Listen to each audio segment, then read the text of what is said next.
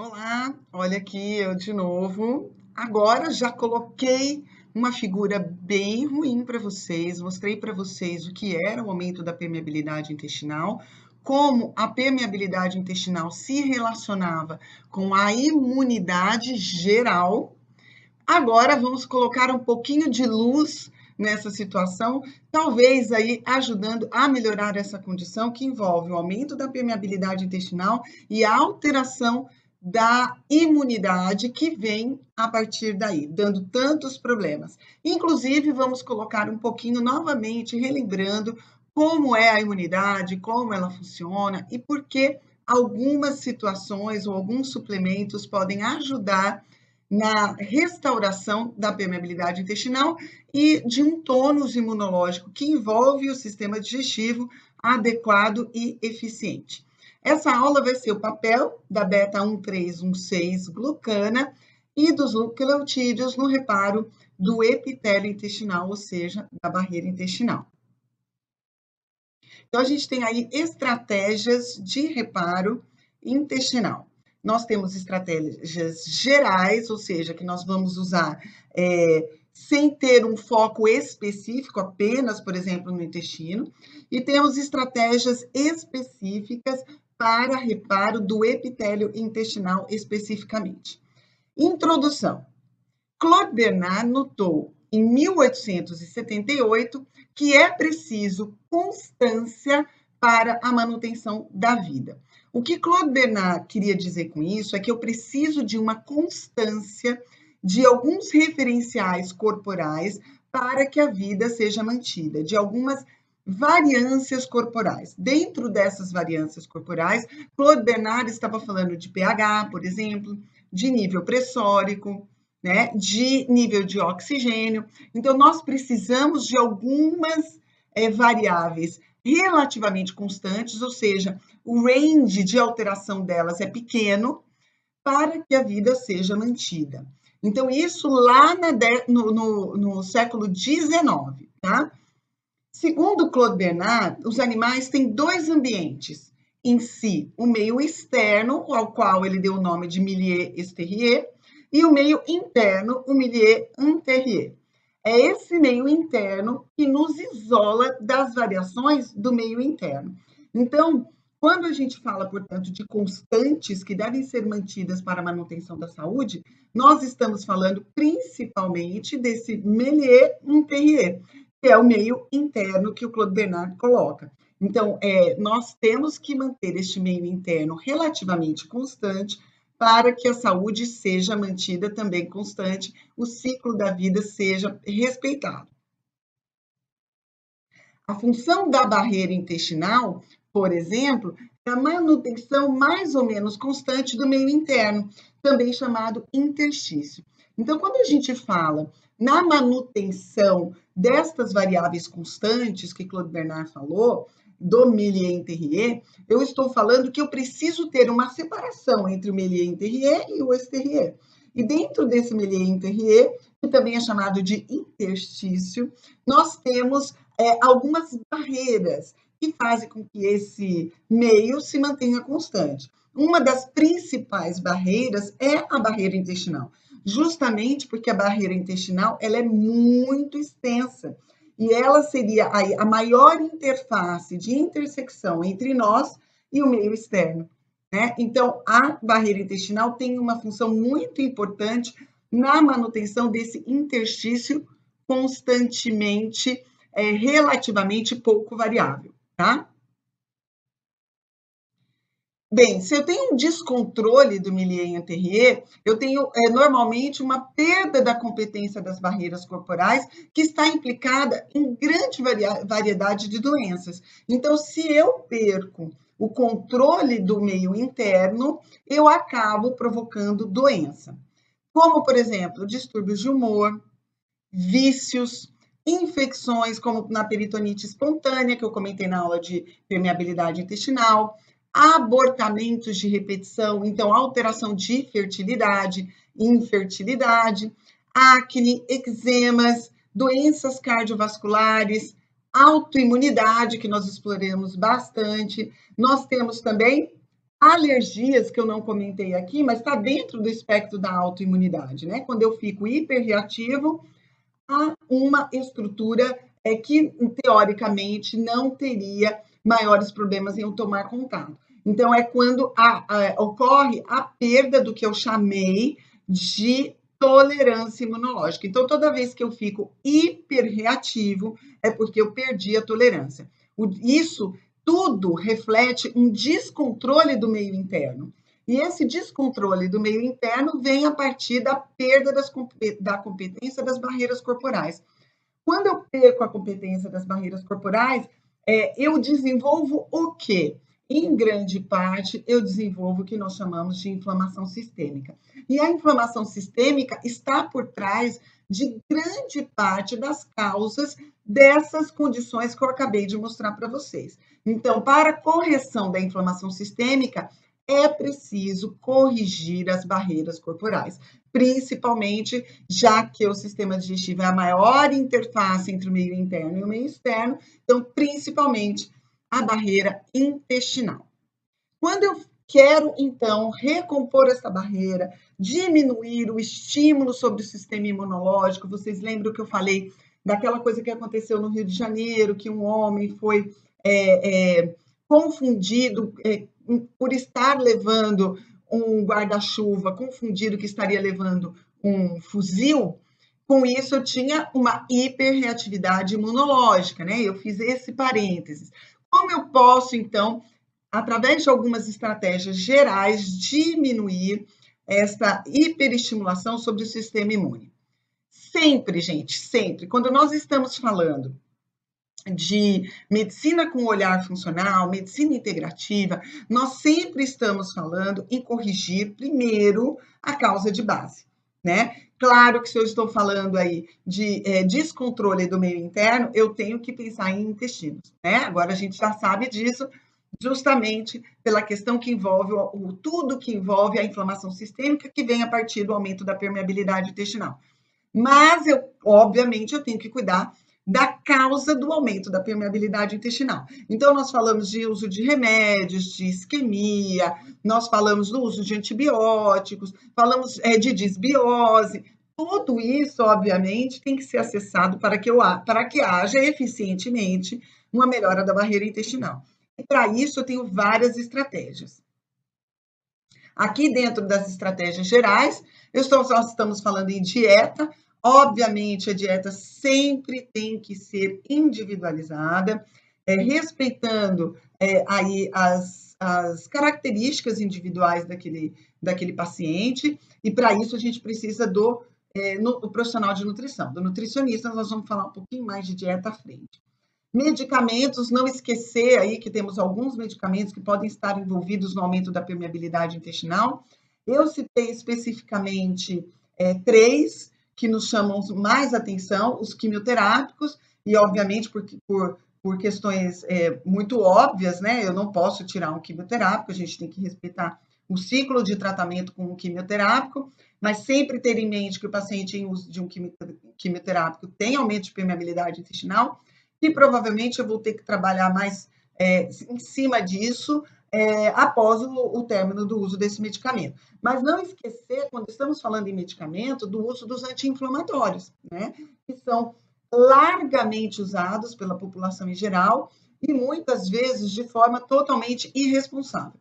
Qualquer dor de cabeça, qualquer incômodo, qualquer dor, toma anti-inflamatório. E saber que esse uso indiscriminado de anti-inflamatórios aumenta a permeabilidade intestinal. Falamos de uso de anticoncepcionais orais, por exemplo, né, que também aumenta a possibilidade de aumento de permeabilidade intestinal. Alguns medicamentos psiquiátricos também podem alterar, porque alteram mobilidade do intestino, pode alterar também, aumentar a possibilidade de desbiose, e com isso aumentar a possibilidade de aumento de permeabilidade intestinal que vem a partir dessa desbiose. Então, obviamente, cuidado aí, por exemplo, com os anti-inflamatórios hormonais também, como os corticoides, tá? Os contaminantes ambientais, nós vamos falar um pouquinho mais deles depois, mas na verdade, endêmico hoje, né? A população inteira está se expondo o tempo inteiro a contaminantes ambientais, seja na água em que bebe. Uma das coisas que eu sempre friso, e frisei no meu livro, a questão do uso de água clorada. Nós temos que tomar muito cuidado com isso. Os contaminantes ambientais, aí, flúor e tal, a gente vai falar um pouquinho mais de cada um. Cuidado com as atividades físicas extenuantes, então, principalmente para quem trabalha com atleta, o atleta que faz um esporte de elite, que se leva ao extremo do esforço físico, esses atletas exibem, principalmente durante a vigência do esforço físico, um aumento de permeabilidade intestinal, mesmo que seja transitório. Se esse atleta já tem uma outra condição de base, como uma doença autoimune, como doença celíaca, algum problema tiroidiano, diabetes tipo 1, problemas articulares, esse paciente tem uma forte tendência a ter um aumento da gravidade dessas doenças toda vez após uma prova, por exemplo. Então, vamos dizer que eu esteja falando aí no pessoal que é maratonista. Então, a gente já sabe, tem muitos artigos demonstrando isso, o aumento da permeabilidade intestinal que vem com esses exercícios extenuantes. O principal mecanismo envolvido nesse processo é justamente a isquemia, que eu comentei quando eu falei para vocês de permeabilidade intestinal. A isquemia, a diminuição da tensão de oxigênio no leito digestivo, ocasionada até por uma vasoconstricção neste leito, motivado pelo aumento da adrenalina, mas também a gente não pode esquecer que atletas que fazem esses esportes de elite, dependendo das condições que eles estão enfrentando durante uma prova, por exemplo, eles podem sofrer com uma desidratação. E essa desidratação não compensada aumenta mais ainda a diminuição, aumenta a diminuição é boa, né? Aumenta mais ainda a hipóxia no leito digestivo, ou seja, intensifica a diminuição do fluxo sanguíneo no sistema digestivo. E com isso piora aí o reparo intestinal e aumenta a permeabilidade do intestino. Então, se vocês trabalham com atletas, é importante informar e deixar esse atleta muito bem ciente, né, das repercussões do exercício físico extenuante para essas questões que envolvem o aumento da permeabilidade intestinal. O estresse, né, gente, a gente fez um slide só sobre isso na aula anterior, mas estresse pelo aumento do eixo do cortisol, da adrenalina, recapitulando com vocês, o aumento do eixo do cortisol, a secreção de cortisol e a adrenalina causam, então, um direcionamento do sangue do leito digestivo para outras localizações que são mais importantes na defesa contra o estresse. Com isso, eu desenvolvo uma inibição do funcionamento do sistema digestivo, inclusive inibição da recomposição da camada mucosa, então, do reparo da camada mucosa. Então, com isso, obviamente, eu tenho um aumento de permeabilidade intestinal. Mas é importante também frisar, mais uma vez, que o cortisol é um hormônio glicocorticoide e que, por isso, excesso de cortisol por tempos prolongados também leva a uma outra questão que, por sua vez, também vai dar aumento de permeabilidade intestinal, que é a disbiose. Então, se ele é um corticoide, eu diminuo a atividade imunológica dentro dos intestinos e, com isso, eu tenho menos controle do crescimento microbiano. Com menos controle do crescimento microbiano, eu tenho, por sua vez, a possibilidade de disbiose. A disbiose, como é uma estimulante da cascata inflamatória, também estimula o aumento da permeabilidade intestinal. Então, muito cuidado com pacientes muito estressados. Claro que a gente tem que pensar nas doenças de base, mais especificamente nas doenças cardíacas. Então, os pacientes que são cardíacos, os pacientes idosos, já com, por exemplo, problemas arteriais de aterosclerose, e a gente pode ver aí na história, por exemplo, episódios de claudicação intermitente. O que é a claudicação intermitente?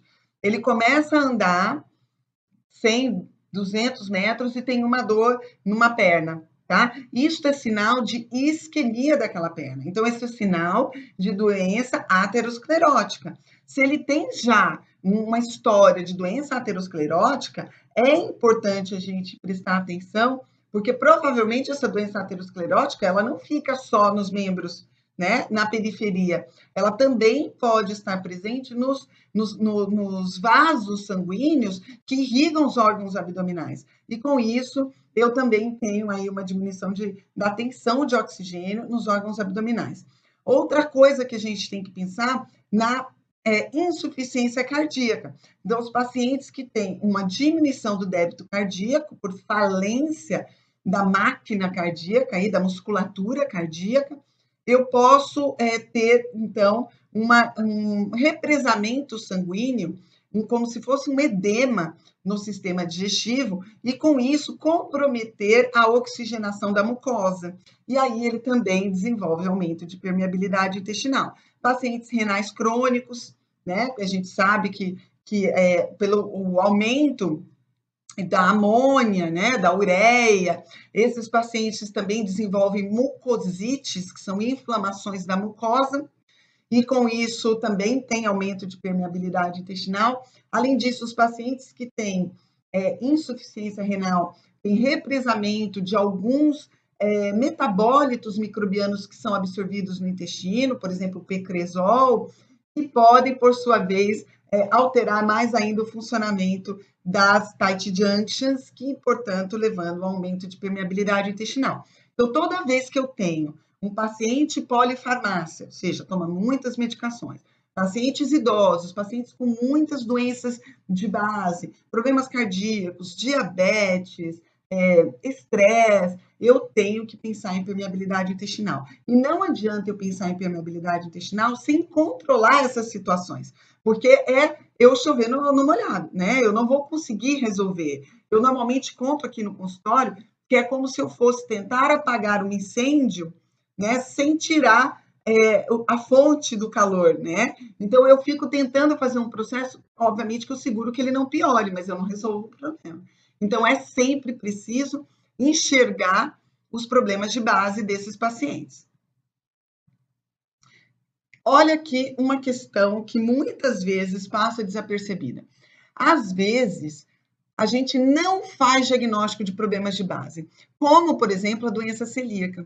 Nós temos hoje uma incidência muito maior de doença celíaca em pacientes que antigamente a gente não tinha tanta suspeita, tá? Então, pacientes acima dos 50 anos, pacientes que vêm com histórico de doenças autoimunes durante a vida toda, pacientes que vêm com fenômenos tromboembólicos, com histórias assim de excessiva inflamação corporal. Às vezes, a questão de base que está envolvida nesse processo é justamente a doença celíaca. E eles passam uma vida sem ter diagnóstico. Então, inclusive, quando a gente fala em dieta, que vai ser o nosso próximo slide, é importante, eu falo que é importante a gente tirar alimentos inflamatórios, mas é importante também fazer um diagnóstico de doença celíaca. Então, para fazer o diagnóstico de doença celíaca, o ideal é que esse paciente ainda esteja consumindo o trigo. Então, antes de entrar com a dieta, se eu tenho uma história sugestiva, por exemplo, de autoimunidade, de diabetes tipo 1, né, a doença celíaca, existe uma intersecção bem grande entre doença celíaca e diabetes tipo 1, mas também existe com doença da tireoide, por exemplo. Então, o ideal seria eu fazer esse diagnóstico antes de mexer nessa dieta. Como que eu faço o diagnóstico de doença celíaca, Denise? Através, padrão ouro, obviamente, através da endoscopia, com biópsia de duodeno.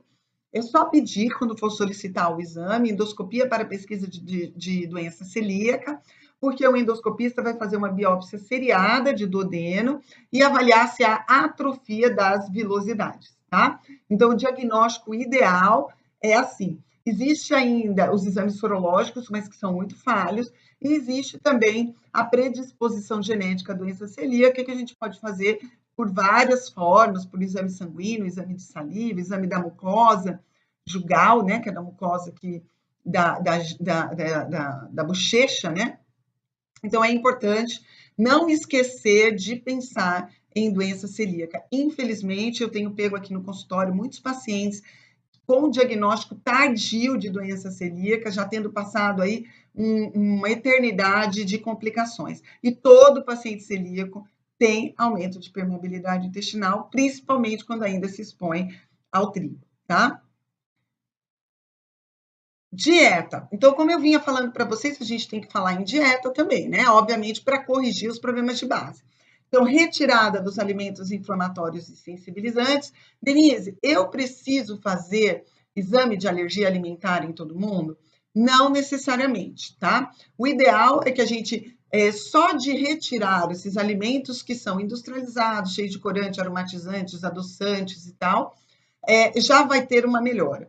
Por quê? Porque no momento que eu tenho aumento de permeabilidade intestinal, é muito comum que eu tenha uma sensibilidade alimentar múltipla, justamente porque eu absorvo proteínas mal digeridas, proteínas intactas, e justamente pela essa passagem paracelular dessas estruturas proteicas, eu tenho formação de anticorpos. Então, se eu quiser, por exemplo, usar um exame de alergia alimentar para suspeitar mais ainda de um aumento de permeabilidade intestinal, eu posso, mas que nesse momento eu acredito que isso causa até mais ansiedade no paciente, porque você vai acabar vendo que você vai ter que tirar muitos alimentos. E aí ele vai falar, não vai sobrar nada para comer? Lembra que estresse é um dos fatores que está aí por trás do aumento da permeabilidade intestinal? Então, num primeiro momento, se a gente transformar esta dieta numa dieta alimentar que envolve comida de verdade, e toda vez que a gente está falando em sistema digestivo, uma dieta que envolve comida de verdade, normalmente é uma dieta com características mediterrâneas. Então, deem uma olhada aí na dieta mediterrânea, estudem a dieta mediterrânea. O que a gente tem é que a dieta mediterrânea está normalmente muito mais relacionada a uma melhora da qualidade da saúde digestiva, tá? Então, retirar principalmente industrializados, açúcar, atenção ao glúten e aos outros contaminantes, obviamente, porque o glúten, como a gente já viu, aumenta a expressão da zonulina, né, que é a única proteína endógena que regula a atividade das tight junctions. Então, se eu tenho permeabilidade intestinal, é interessante, mesmo que não seja celíaco, que retire o trigo. Agora, antes de você retirar, se você tem suspeita de doença celíaca, se tem esse histórico que eu falei para vocês, faça um diagnóstico primeiro, tá? Então, tentem aí fazer uma endoscopia com biópsia de duodeno para avaliar.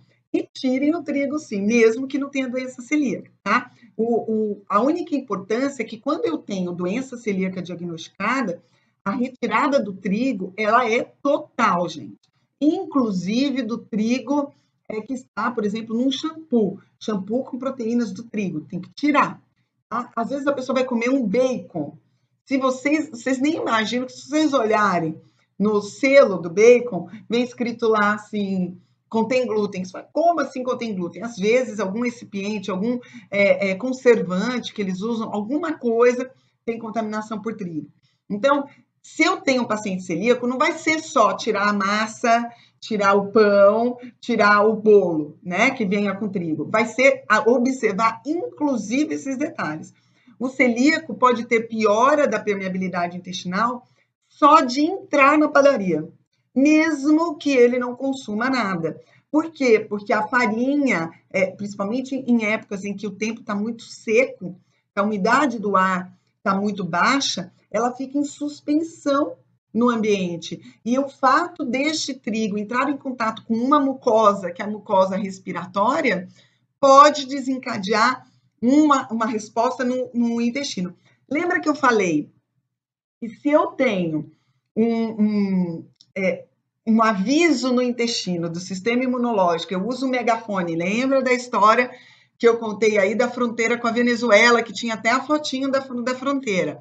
Se eu estou naquela situação que eu tenho alguma coisa passando a fronteira, eu não tenho o megafone que avisa, isso não acontece só no intestino, isso acontece nas outras mucosas também.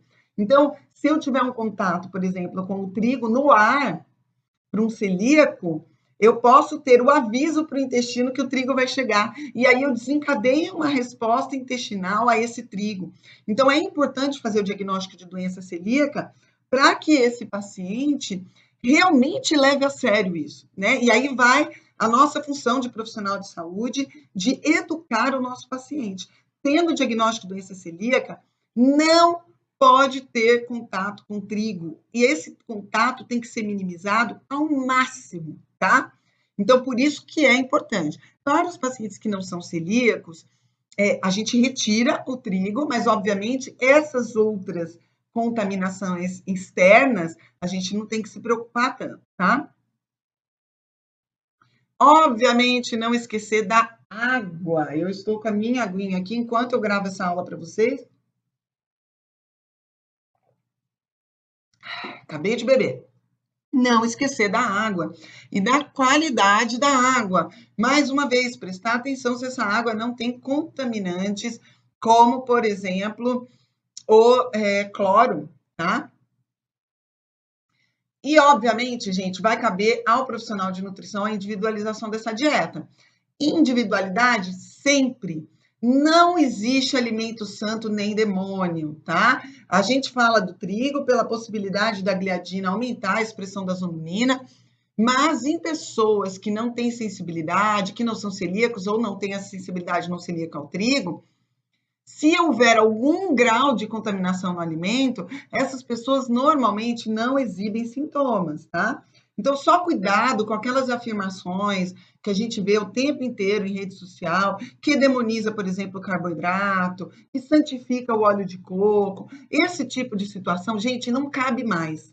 Esse tipo de situação é situação, como que eu vou dizer para vocês, um pouco infantil, sabe? Que é tudo totalitário. Não é assim, não é para todo mundo. O óleo de coco é um ótimo alimento, mas não é para todo mundo. Tem gente que não vai se dar bem com ele. Ao mesmo tempo, que trigo, algumas pessoas podem consumir esporadicamente sem ter piora de sintomatologia que envolve aumento de permeabilidade intestinal. O ideal é que, principalmente no início do tratamento, a gente retire esse alimento, tá? Mas individualidade tem que ser respeitada. Por isso que o profissional de nutrição é tão importante nesse processo. Bem, e os contaminantes ambientais? Metais pesados. Olha, os dois metais pesados que estão mais relacionados ao aumento de permeabilidade intestinal são o cádmio e o chumbo, tá? A gente já tem alguns artigos mostrando o aumento da permeabilidade intestinal em pessoas que têm contaminação com esses metais pesados, tá? Principalmente observar a história laboral de nossos pacientes. Pouca gente presta atenção no trabalho que o paciente exerce. Eu, como trabalhei muitos anos com isso faz parte da minha anamnese. Perguntar, trabalha do quê? Porque vocês não sabem o quanto o trabalho é importante nos mecanismos que envolvem não só os contaminantes ambientais, como saúde mental, né, saúde de sono, trabalho de turnos e tudo mais. Então, é importante a gente perguntar, no que trabalha? Quando a gente fala aí, por exemplo, de chumbo, a gente está falando, por exemplo, pessoas que trabalham com tinta, derivados de pigmentos aí, pintores de parede, trabalhadores da área automotiva, tem uma possibilidade maior de contaminação com chumbo, por exemplo, também com mercúrio, tá? Então, é importante prestar atenção nisso. Os xenormônios, né? Então, a gente está falando aí principalmente dos estrogênios, né? Exógenos. Então, cuidado também com essas contaminações. Não esquecer, obviamente, da pílula anticoncepcional, né? Que altera a permeabilidade do intestino também. Os agrotóxicos, aí aqui eu dou a dica de vocês pesquisarem os trabalhos da Stephanie Seneff, do MIT, que ela mostra uma relação muito grande entre o uso dos agrotóxicos, principalmente o Roundup, com o aumento da sensibilidade ao trigo, tá? Porque este agrotóxico causa uma ponte, aumento da expressão, na verdade, de uns inibidores de atividade digestiva, principalmente da tripsina e da amilase, causando uma dificuldade muito grande da digestão do trigo, né? Talvez seja isso que esteja por trás aí do aumento da sensibilidade ao trigo nos últimos anos, né? Muito, muito expressivo e muito rápido que isso vem acontecendo. Então, é óbvio que se a gente puder orientar o nosso paciente que consuma apenas orgânicos, melhor. Claro que quando eu consumo orgânicos, a gente sabe que existe contaminação de água e tal, mas assim, nós estamos falando, gente, de um cenário factível, né? Nós não estamos falando de uma vida ideal, né? Alice no País das Maravilhas. Então a gente tem que trabalhar com aquilo que a gente tem, né? E o que a gente tem é tentar minimizar a exposição ao trigo e aos organofosforados. É uma boa, tá? Se possível, do ponto de vista financeiro, até de logística, né? Se onde o seu paciente mora tem uma possibilidade maior de conseguir orgânicos, melhor, né? A gente tem dever de orientar. E olha aí, eu falei do cloro, né? E olha o flúor, né? Que também está na água, está nas pastas de dentes, porque eles têm efeitos indiretos na microbiota intestinal. E se tem efeito indireto na microbiota intestinal, tem efeito na permeabilidade intestinal também. Quando a gente fala de estratégia, então até aqui o que foi, Denise? Estratégias inespecíficas, gerais, tá? Para melhora da permeabilidade intestinal e melhora das condições que estão envolvidas na permeabilidade intestinal, tanto como causa como consequência. Aqui nós vamos falar de algumas estratégias específicas. Só para ilustrar aqui, do lado esquerdo em vermelho, a gente tem um epitélio íntegro, uma camada única, lembra? Aqui do lado eu tenho um epitélio com permeabilidade aumentada, que acaba ocasionando a absorção de componentes de forma paracelular. Aqui do lado esquerdo, então, a gente tem o externo, né, o milieu exterior, e aqui eu tenho o meio interno ou o interstício. Então, se eu tenho aumento de permeabilidade intestinal, eu tenho tanto perda de material do interstício quanto entrada do material externo para o interno inadvertidamente. E aqui eu tenho, dentro das estratégias específicas, que vai ser o objetivo realmente, que a gente vai falar hoje, a beta-glucana e os nucleotídeos, tá? Aqui eu tenho, mais uma vez, para ilustrar, vocês vão enjoar disso, né? Mas aqui é o que a gente chama de epitélio intestinal, composto apenas por uma camada de células que estão em lilás, e entre uma célula e outra, a gente tem adhering junctions, caderinas, tight junctions, todos os mecanismos que envolvem aí a manutenção da permeabilidade intestinal saudável transcelular. Bem, quando a gente fala em beta-glucana, elas são polissacárides que ocorrem naturalmente e servem como reserva de energia e componentes estruturais para plantas, fungos, algas e bactérias. Então, a beta-glucana, ela é naturalmente achada nesses substratos aí. Então, plantas, fungos, algas e bactérias. Elas servem, portanto, de estrutura para a parede dessas células, assim como elas servem como reserva de energia, ou seja, reserva de carboidrato, né, para a manutenção da vida dessas estruturas. Qual é a diferença aí entre as beta-glucanas? É interessante que apenas beta-glucanas com alto peso molecular e um alto grau de ramificação, que é o 1,6, que vocês viram, né, no nome, como as beta-glucanas dos fungos e das leveduras são reportadas como terem atividade imunomodulatória. Por que eu estou falando isso, gente? Isso é importante. Embora a gente ache beta-glucana, por exemplo, em plantas como a aveia, a beta-glucana que exibe realmente atividade imunológica é mais a beta-glucana encontrada nos fungos e nas leveduras, tá? Então, não é qualquer beta-glucana. Então, fazendo uma recapitulação da resposta imune, a resposta inicial aos patógenos é a chamada inata, composta principalmente por células fagocíticas, como, por exemplo, os neutrófilos, monócitos, macrófagos e células dendríticas, capazes de engolir e matar patógenos.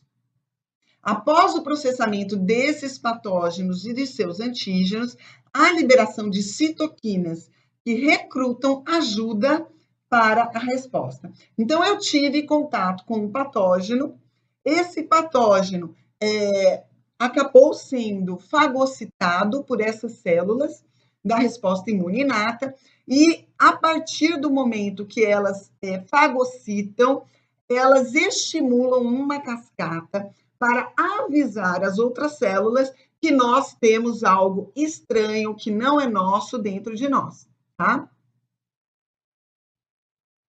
Ao mesmo tempo que ela causa aí este alerta para o restante do sistema imunológico, há a apresentação desses antígenos para aqueles que vieram ajudar. Então, é mais ou menos assim, megafone, gente, estamos sendo invadidos. E aí, na hora que essas células são recrutadas e chegam para ajudar, ela apresenta esse antígeno. Olha, se vocês acharem por aí alguma coisa igual a essa, ataca. Então, ela tem que apresentar esse antígeno. Por isso que essas células também são chamadas células apresentadoras de antígeno. Para isso depois disso vem a resposta adaptativa, que é o sistema imunológico adaptativo, que é composto pelas células T e B, que a princípio, vocês já vão entender por que eu estou usando esse termo a princípio, é a resposta que exerce memória imunológica, que provoca uma memória no nosso corpo. Uma vez eu tendo contato com este antígeno novamente, eu já sei o que fazer contra ele. O maior desafio para o sistema imune inato é distinguir entre self, ou seja, o que sou eu, e patógenos benignos e malignos. Como eu sei se esse antígeno é meu, se esse antígeno é de algum patógeno bonzinho, vamos dizer assim, que não vai me causar necessariamente em condições normais doença, ou se isso é um patógeno agressivo, maligno. Este é o maior desafio para a resposta imunológica. Bem, uma solução engenhosa da nossa evolução foi identificar tanto os padrões associados a patógenos ou micróbios, chamados de MAMPs e PAMPs, que são diferentes, estão em micro-organismos que estão invadindo o nosso corpo, que estão aqui no nosso corpo, mas que não estão em organismos mais superiores como nós. Então, os MAMPs, que são padrões moleculares associados a micróbios, e os PAMPs, que são padrões moleculares associados a patógenos, não existem em nós. Então, a princípio, fica muito mais fácil eu reconhecer um MAMP e um PAMP, porque não existe em nós essas mesmas estruturas. Existem estruturas em nós que podem desencadear a resposta imunológica, mas que são chamadas de DAMPs, que são as mesmas armas que o sistema imune inato usou para para recrutar a resposta imunológica adaptativa, né? Esses são chamados de DAMPs, tá? Não são os MAMPs e os PAMPs, que são de micro-organismos, tá? Então, eu tenho os DAMPs, que são nossos, os MAMPs, que são de micróbios, que podem não ser patogênicos, e os PAMPs, que são de patógenos. Esses padrões moleculares associados ao hospedeiro, a micróbios e a patógenos, são reconhecidos por receptores reconhecedores de padrão. Os PRR estão nas células apresentadoras de antígeno. Lembra que eu falei que as células apresentadoras de antígeno são as células do sistema imunológico inato, que chamam as células que vêm ajudar? Bem, quando esses receptores estão ocupados, eles estimulam o início da resposta imune inata e subsequente fagocitose. Após a internalização do patógeno, há a formação das espécies reativas de oxigênio contra o agressor, para acabar, exterminar este agressor. Hoje se sabe, gente, prestem atenção neste quadradinho. Isso é muito importante porque isso é uma informação relativamente nova e escapa dos livros de fisiologia. Hoje se sabe que existe um treino dessa atividade, porque tudo isso que a gente está falando aqui neste slide é resposta imune inata, que é aquela resposta imune inespecífica. Hoje se sabe que existe um treino dessa atividade inespecífica, quase como uma memória imunológica, que hoje nós damos o nome de memória imunológica inata. Antes, a gente já só pensava em resposta em memória imunológica na resposta imunológica adaptativa. Lembra que quando eu falei da adaptativa, eu falei, a princípio, é essa resposta inflamatória que exerce atividade de memória? Não. Hoje a gente sabe que existe uma resposta, uma memória que envolve a resposta imunológica inata. A única coisa é que ela é um pouco menos específica e com duração um pouco menor que a adaptativa. Então, ela dura menos, tá? Mas existe uma memória. Quando a gente está falando de beta-glucanas, a gente está falando desses componentes estruturais das paredes das leveduras e fungos não patogênicos. Portanto, as beta-glucanas são MAMPs, tá? Elas são fagocitadas e processadas pelas células dendríticas e apresentadas para o restante do sistema imune, inclusive no baço. Olha aqui, ela funciona como um treino para o sistema imunológico. Então, gente, a grosso modo, as beta-glucanas serviriam, guardem isso, como uma vacina. Qual é a função da vacina quando a gente está falando de resposta imunológica adaptativa? É mostrar o antígeno para o nosso sistema imunológico adaptativo, ele guardar, ele fotografar aquele antígeno e já fazer uma resposta que me defenda contra ele. Por quê? Quando eu tiver contato com esse antígeno novamente, eu já tenho uma resposta desenvolvida. A beta-glucana teria a mesma função, só que aqui a beta-glucana teria esta função dentro da resposta imunológica inata. Ela serve como um treino para o sistema imunológico inato. Então, ela entra nessa resposta que é menos específica e dura menos, mas existe, tá? Então, aqui, por quê? As beta-glucanas, elas são fagocitadas como MAMPs e processadas pelas células dendríticas e apresentadas para o resto do sistema imune, inclusive no baço. Bem, aqui eu tenho algumas figuras, tá? Aqui, principalmente, depois, quando vocês vão ter acesso a essas aulas, vocês vão poder ver isso mais por dentro, vamos dizer assim. Eu queria recomendar este livro do Vaclav Vetivica, que eu conheci pessoalmente em 2015, num congresso que a gente falava de câncer, tá? O Vaclav é o maior pesquisador mundial de beta-glucana, ele tem muitos artigos publicados, o último artigo publicado dele é esse DOI aqui, tá?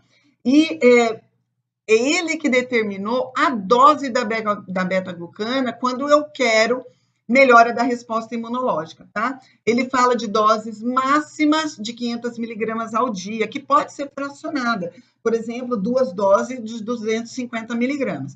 Em cima nesse quadro, a gente tem, é muito interessante que é a respeito de um artigo que usou,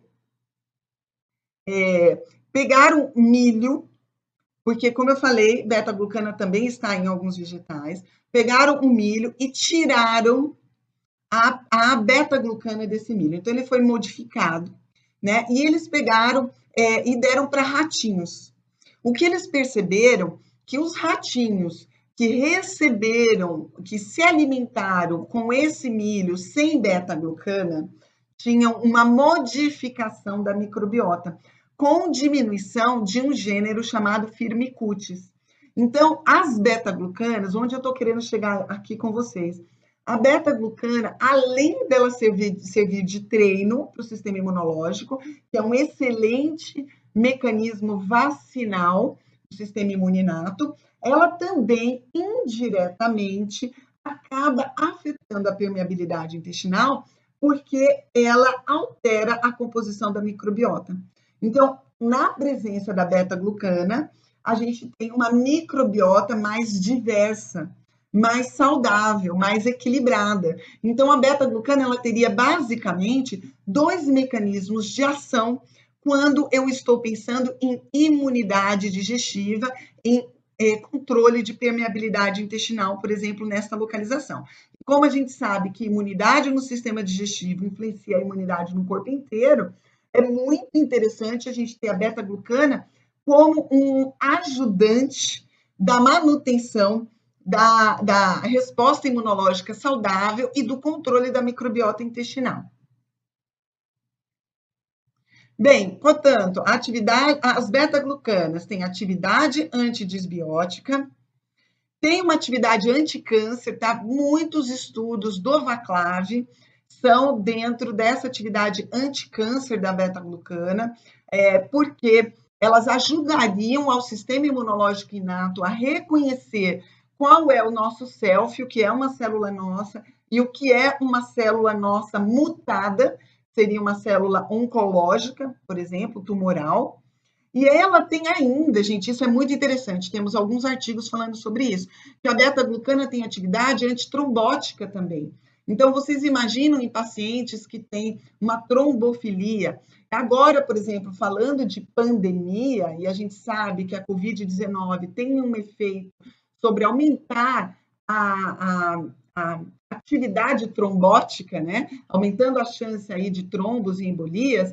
Você imagina usar a beta-glucana nesse ambiente, que eu tenho uma atividade antidisbiótica, anticâncer e antitrombótica. Sensacional, né? Sensacional.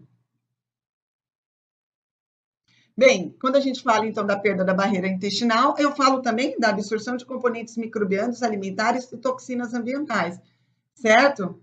Isso é importante porque a gente tem que guardar dos MAMPs e os PAMPs. Então, quando eu tenho um aumento de permeabilidade intestinal, eu tenho aumento de MAMPs e PAMPs sendo absorvidos, tá? E com isso, eu posso ter um hiperestímulo do sistema imunológico. Nesses casos, a beta-glucana vai ser um MAMP, entenderam? E ela vai ajudar na sintonia da resposta imunológica. E ajudar, obviamente, com a melhora da sintonia da resposta imunológica, recuperar a barreira intestinal. Quando a gente fala em nucleotídeos, os nucleotídeos são substâncias sintetizadas de forma endógena e são essenciais para os tecidos que têm alto índice de renovação, como os intestinos e o sistema imune. Olha só, duas coisas aqui, dois sistemas e dois tecidos que são essenciais à vida. Então, nucleotídeos participam da recomposição do DNA desses tecidos, que, na verdade, de todos os tecidos, mas no tecido intestinal, no tecido digestivo e no tecido imunológico, eu tenho maior necessidade dos nucleotídeos, porque o turnover, né, a renovação desses tecidos é muito mais frequente e intensa. Então, os nucleotídeos fazem mais falta dentro desses tecidos. Embora seja sintetizado pelo próprio indivíduo, os nucleotídeos, pode se tornar essencial. O que a gente quer dizer com essencial? Quando a gente está falando em alguma coisa essencial, em termos de nutriente, eu estou falando do que eu preciso obter pela dieta. Então, embora o nucleotídeo seja um nutriente que é sintetizado por nós, ele também é um nutriente, dependendo da situação, que se torna essencial, ou seja, ele tem que vir também da dieta, tá? Principalmente naqueles que estejam em situações especiais. Por exemplo, uma dieta pobre, seja por escolhas ou por exemplo, pacientes que são muito restritos na dieta, pacientes que têm doenças intestinais, portanto, o turnover de células intestinais é muito mais frequente, pacientes com doenças imunológicas, pacientes com estresse muito grande, alta taxa de crescimento, como nas crianças, principalmente nos bebês. Tá? Então, a necessidade, a gente já vai ver isso melhor, mas a necessidade de nucleotídeos no bebê é muito grande, que excede a capacidade de síntese que ele tem, tá? Bem, os nucleotídeos consistem... O que são os nucleotídeos, né? Eles consistem numa pentose, aqui a gente está mostrando uma estrutura de um nucleotídeo, um ou mais grupos de fosfatos ligados a uma base nitrogenada, que pode ser da classe das purinas ou das pirimidinas. Eles têm um papel fundamental na formação estrutural do DNA e do RNA, além de serem indispensáveis em certos processos bioquímicos, como o metabolismo celular e as vias de sinalização. Então, aqui a gente tem uma base nitrogenada, né? E o fosfato, tá bom? Então, é uma pentose, um açúcar, ligado a um fosfato, e aqui a uma base nitrogenada, que pode ser aqui adenina, citosina, guanina, timina, tá bom? Uma oferta constante e suficiente de nucleotídeos permite olha isso aqui, gente, olha que maravilhoso. Permite um reparo eficiente da barreira intestinal, mantendo uma permeabilidade saudável. Então, é muito importante que nós tenhamos uma oferta constante e suficiente de nucleotídeos. Olha aqui, tecidos que se dividem rapidamente requerem um suprimento constante de nucleotídeos a fim de manter a formação dos ácidos nucleicos essenciais.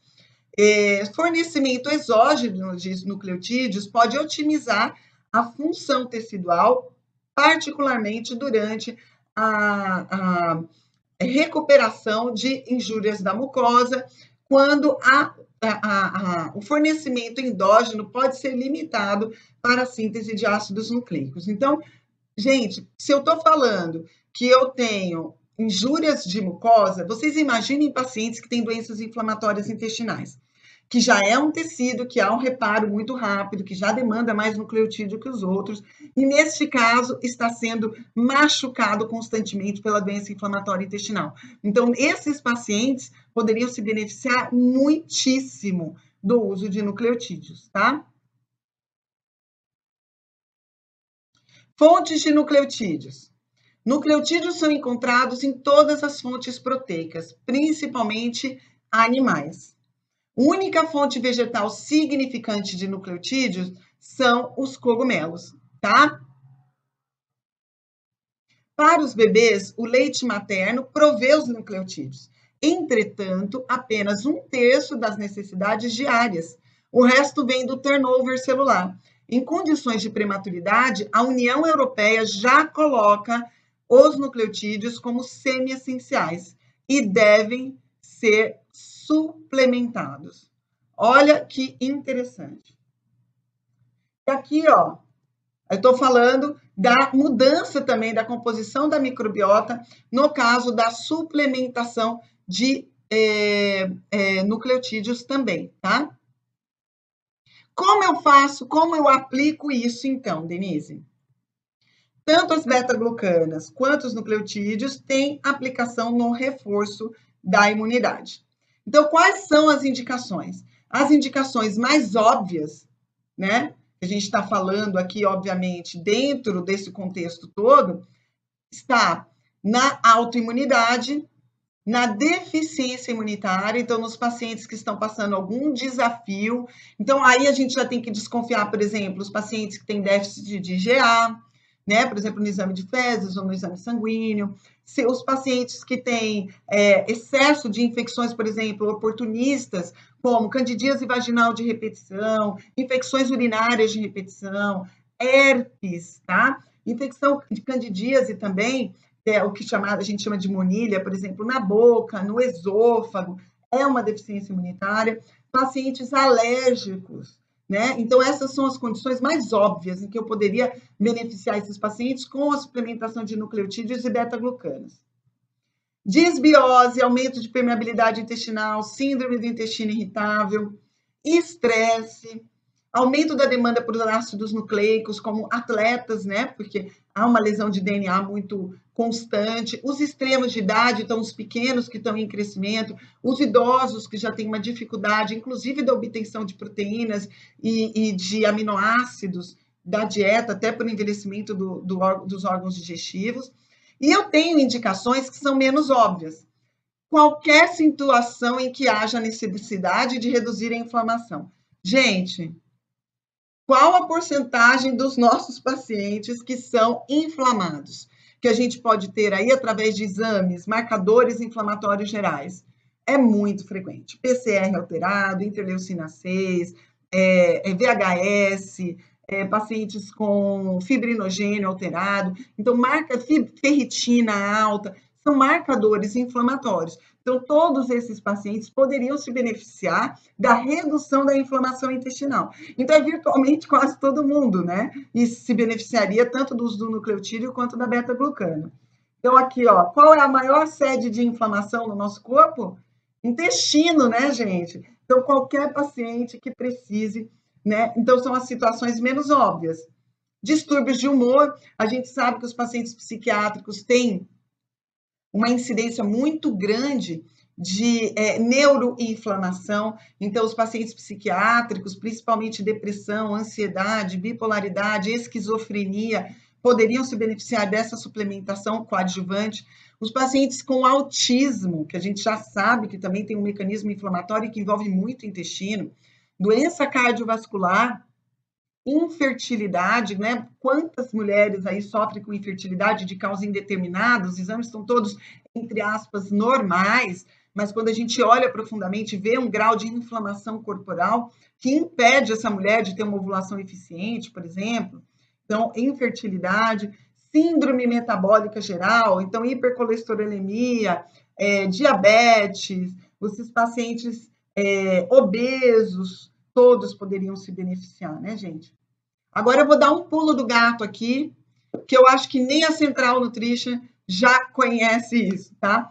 Existe um efeito potencializador se eu suplementar os dois, beta-glucana e nucleotídeos. Isso é de um artigo que foi publicado ano passado, ele ainda é em ratos, mas mostrou um efeito de potencialização quando eu tenho nucleotídeos junto com beta-glucana, tá? Em ratos, a suplementação com beta-glucana aumentou a deposição dos nucleotídeos na mucosa intestinal. Olha isso, gente, que demais! O nucleotídeo não é totalmente necessário para a recomposição da permeabilidade intestinal, para esses tecidos que têm alto turnover. Então, se eu colocar a beta-glucana junto com o nucleotídeo, em ratos, isso aumentou a deposição na mucosa do intestino e reduziu a permeabilidade, além de apresentar uma ação prebiótica. Então, gente, ainda, obviamente, não dá para a gente ter certeza que esse efeito potencializado que aconteceu nos ratos possa acontecer nos humanos. Mas se a gente tiver a possibilidade, né, como tem no Guardian, um suplemento que tem os dois, né, pode ser aí, né, existem grandes chances que essa ação pode ser potencializada. Eu achei demais isso. Então, aqui, ó, os compostos, né, polissacáridos, que, por exemplo, a beta-glucana, promoveu uma maturação funcional da mucosa bacteriana intestinal, caracterizada por um aumento do metabolismo de ácidos, do metabolismo básico. Olha ali, metabolismo dos ácidos aminados, né, dos nucleotídeos, e também de metabolismo energético, além de metabolismo relacionados aos ácidos graxos cadeia curta e metabolismo nucleotídico. Então, essa foi a conclusão do artigo. Então, a princípios, isso pode ser interessante nos ratos, mas por que não nos humanos, né? Então, aqui nós temos os pontos-chave. Imunidade depende do intestino. Isso aqui é um resumo das duas aulas, tá bom? Imunidade depende do intestino. Permeabilidade intestinal é uma condição extremamente frequente. Inflamação é provocada, piorada, potencializada pelo leaky gut, pelo aumento dessa permeabilidade intestinal. Portanto, é preciso melhorar a imunidade para tratar o leaky gut, mas é preciso tratar o leaky gut para reduzir a inflamação. Então, eu tenho aí vários pontos de intersecção entre inflamação, imunidade, permeabilidade intestinal. Bem, só para terminar, este é o meu livro, Quebrando o Círculo Vicioso, para quem ainda não leu, publicado há exatamente um ano, estamos indo para a segunda edição agora. Para quem não me conhece, a minha rede social é doutora Denise de Carvalho. Nós temos uma pós-graduação em gastroenterologia funcional e nutrigenômica, que se iniciou esse ano pela A Plenitude, que é, na verdade, o meu filhinho mais novo, o meu xodó, essa pós-graduação. Toda essa paixão que eu tenho pelo sistema digestivo está todinha depositada nessa pós-graduação e nos meus livros. E para quem quer ter algum contato a mais comigo, O e-mail é da minha secretária, minha irmã, meu braço direito, Fernanda. Tá? Então, fernanda@doutoradenisedecarvalho.com.br. Espero que vocês tenham gostado dessa aula e que ela sirva também para apaixonar vocês com relação ao sistema digestivo. Um abraço.